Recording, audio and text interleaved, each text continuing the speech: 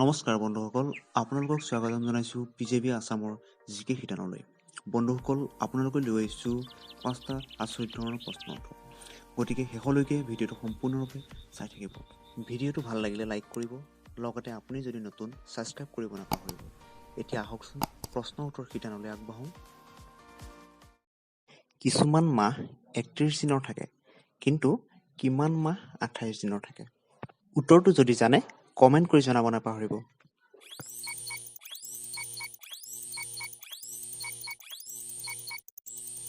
শুদ্ধ উত্তৰটো হৈছে সকলো মাহতে 28 দিন থাকে। মই কৈছিলোঁ কিমান মাহত 28 দিন থাকে।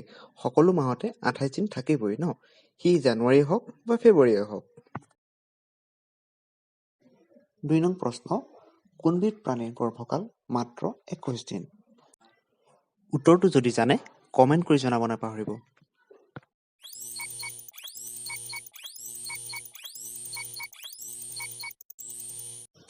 উত্তৰটো হৈছে নিগনি।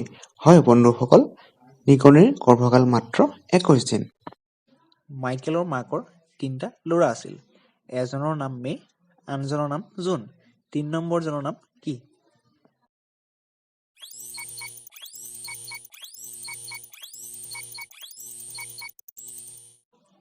উত্তৰটো হৈছে মাইকেল।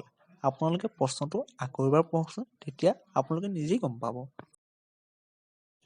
4 নং প্ৰশ্নটো হৈছে ৰেলগাড়ীৰ কিমানটা গিয়াৰ আছে?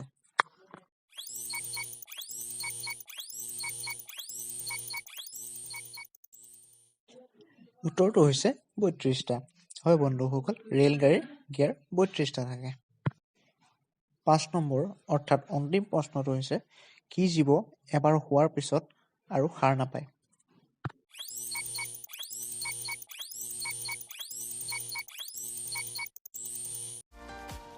উত্তৰটো হৈছে পৰুৱা।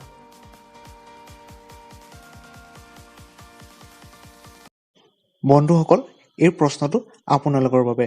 প্ৰশ্নটো হৈছে দাদা চাহেব ফাল্কে বঁটা বিজয়ী অসমৰ ব্যক্তিগৰাকী কোন? উত্তৰটো কমেণ্ট কৰি জনাব। প্ৰথম 10গৰাকী শুদ্ধ উত্তৰ দিওঁতাসকলৰ নামসমূহ পৰৱৰ্তী সময়ত ঘোষণা কৰা হ'ব। ভিডিঅ'টো চোৱাৰ বাবে ধন্যবাদ। ভিডিঅ'টো কেনে লাগিল জনাব আৰু আপোনালোকৰ বন্ধুসকলৰ মাজত শ্বেয়াৰ কৰিব নাপাহৰিব। আজিলৈ আহোঁ, ধন্যবাদ। জয় আই অসম।